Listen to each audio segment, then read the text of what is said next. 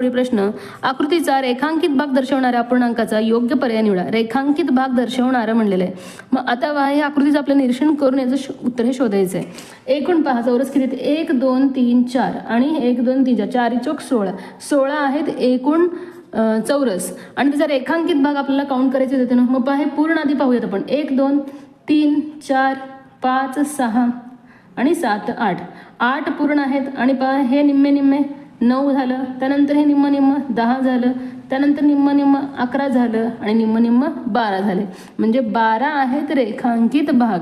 मग आता 12च्या 16चं आपल्याला काय करायचं आहे? संक्षिप्त रूप काढायचं आहे. मग आता पहा काय होणार आहे? 4 त्रिक 12 होणार आहे आणि 4 चौक 16 304 आलं म्हणजेच पाऊण भाग आलं. म्हणजेच त्याचं काय होणार आहे? 0.75 होणार आहे.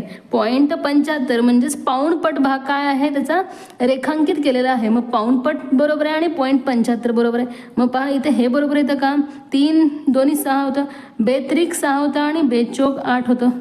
हे 0 0 झालं. बेत्रिक 6 आणि बेचोक 8 हे देखील उत्तर बरोबर आहे आणि 75% हे देखील बरोबर आहे. त्यातून पाऊणपट 0.75 म्हणजेच काय? 75%. म्हणजे चारही पर्याय इथे बरोबर आहेत. अ ब क ड बरोबर या पर्यायाला त्यातून तुम्हाला गोल करायचं आहे.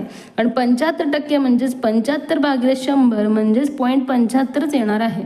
तर हे सगळे पर्याय विद्यार्थ्यांना बरोबर आहेत आणि हे जे काही अपूर्णांक असतात अशा पर्यायामध्ये दिले ते संक्षिप्त रूप करायचं आपल्याला.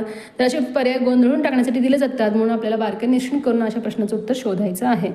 ज्यावेळेस असे पर्याय असतात त्यावेळेस आपल्याला बारकाईने निरीक्षण करायचं आहे. आय होप की तुम्हाला हे लक्षात आलं असणार आहे.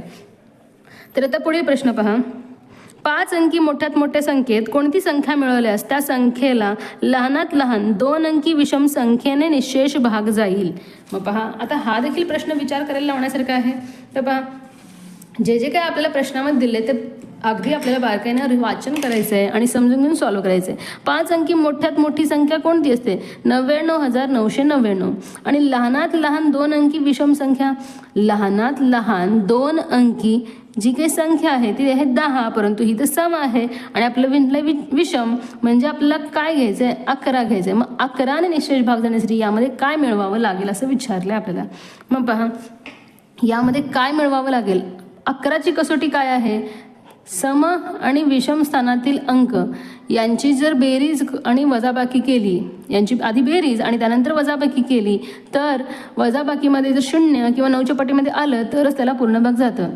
मग पहा लहानात लहान विषम संख्या. तर पहा पहिलं पर्याय लहानात लहान विषम संख्या कोणती असते? सर्वात लहान विषम संख्या 1 आहे. 1 मिळवलं तर हे काय होणार आहे?